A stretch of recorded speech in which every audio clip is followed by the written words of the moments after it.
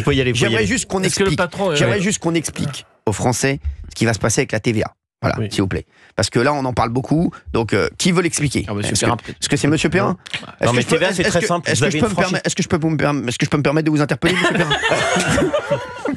Alors, monsieur Dartigol, je vous écoute. Non, mais très concrètement, les auto-entrepreneurs, en gros, ceux qui faisaient moins de 37 500 euros de chiffre d'affaires n'avaient pas de TVA à payer. Tout simplement, ils étaient exemptés de TVA. Maintenant, ils ont baissé en fait le plafond à 25 000 euros. Donc, vous allez avoir demain 250 000 auto-entrepreneurs qui vont devoir collecter cette taxe. Donc, ça va faire en plus de la paperasse. Ils vont augmenter 20% leur facture. Et ils vont probablement augmenter de 20% leur facture. Donc, c'est les personnes, un jardinier par exemple, qui aura 20% de plus, il va facturer 20% de plus. C'est le particulier qui va devoir le payer. Et peut-être que donc ce jardinier va faire du travail au noir pour pas. Vous avez un jardin, vous? Non. Même à Pau. Parce que c'est bizarre que vous ayez pris l'exemple du jardinier. Ouais, c'est pas un hasard, à mon avis. À mon avis, il a un petit lopin de terre.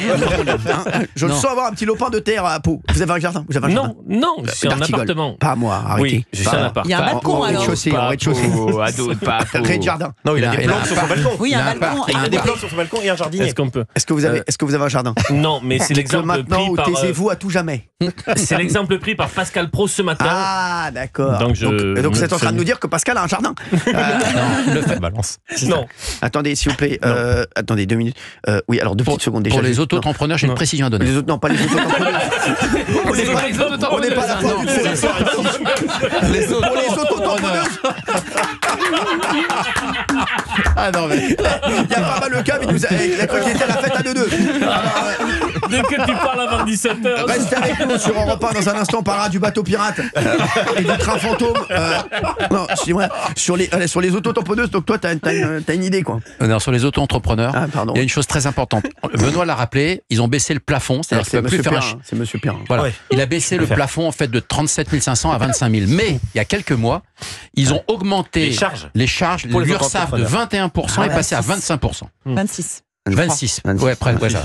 Donc c'est quand même. Non mais tu peux plus s'en sortir. C'est-à-dire qu'ils ont perdu 40% sur leur chiffre d'affaires en augmentant les charges. Je sais. À un moment donné, c'est pas possible. Ah bien sûr. C'est ce qui vous est arrivé, vous?